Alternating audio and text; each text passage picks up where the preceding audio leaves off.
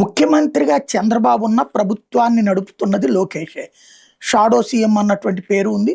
Plus Telugu Desam party శ్రేణులన్నీ దాన్ని accept చేసి అంగీకరిస్తున్నారు కూడా. ఇట్లాంటి సందర్భంలో లోకేష్ తను మిగతా వాళ్ళందరికీ నాయకుడే అన్నటువంటిది నిరూపించే మరొక కొత్త అడుగు వేశారు. క్యాబినెట్ భేటీ అనేది చంద్రబాబు గారి భేటీ. బాబు గారి భేటీకి ముందు, క్యాబినెట్ భేటీకి ముందు లోకేష్ ఒక బ్రేక్ఫాస్ట్ మీటింగ్ ఏర్పాటు చేశారు. అక్కడ మంత్రులకి తనేం చెప్పాలనుకున్నారు, తను ముందే తండ్రి కంటే ముందే వాళ్ళకి మాట్లాడారు. ఏమని స్థానిక సంస్థల ఎన్నికలకు సన్నద్ధం కావాలని వాళ్ళకి సూచించారు. స్థానిక సంస్థలు మెజార్టీ స్థానాలు కూటమి అభ్యర్థులే కైవసం చేసుకోవాలని చెప్పారు. స్థానిక సంస్థల ఎన్నికలు అనుకున్న సమయానికే జరుగుతాయని చెప్పారు. గత ప్రభుత్వం విధ్వంసం ఈ కూటమి ప్రభుత్వం గాడిలో పెట్టిన తీరు అందరికీ తెలియజేయాలి. ప్రతి ఇంటి దగ్గర కనీసం 3 నిమిషాలైనా ఉండాలి, వివరించాలి అని చెప్పుకొచ్చారు. అసెంబ్లీలో చర్చించాల్సిన అంశాల మీద కూడా లోకేష్ దగ్గర మంత్రులు చర్చించారు.